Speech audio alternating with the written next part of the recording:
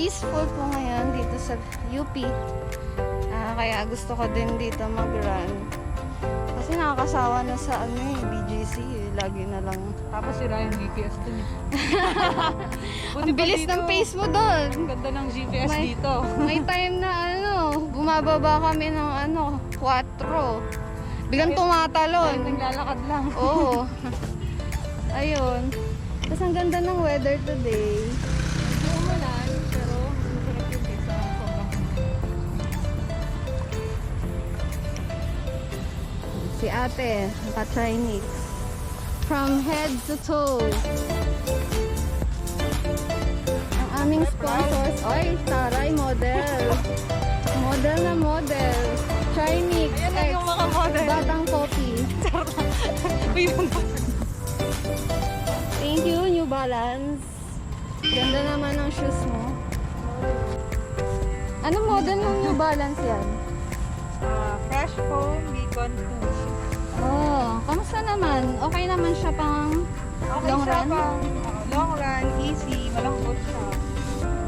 Tapos, kamusta naman yung Maganda ano siya niya? New Balance, may wide version siya at may narrow. May wide ako, so Perfect. Yes. Ano yan? Tinitignan ko lang yung stats ko sa run today. Lakas. Medyo, lang tayo, slow run. Slow run, parang ko lang yan. Easy. Pagod na ako yan. Kamusta naman ang bagong Garmin natin? Ganda, siya, 245 music. Tapos, pwede na siya pang, beginner triathlon.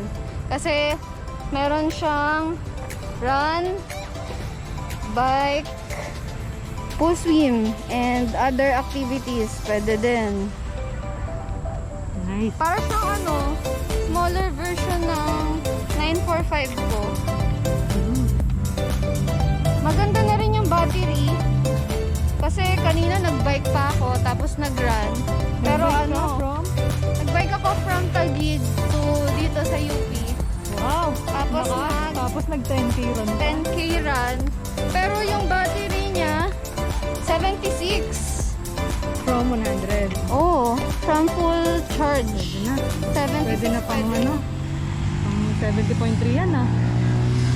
Okay, Garmin 245 music. Yung cup mo, saan galing yan? Parang bago Cup? yan ah. Syempre kay Sir Ricky, Trinix.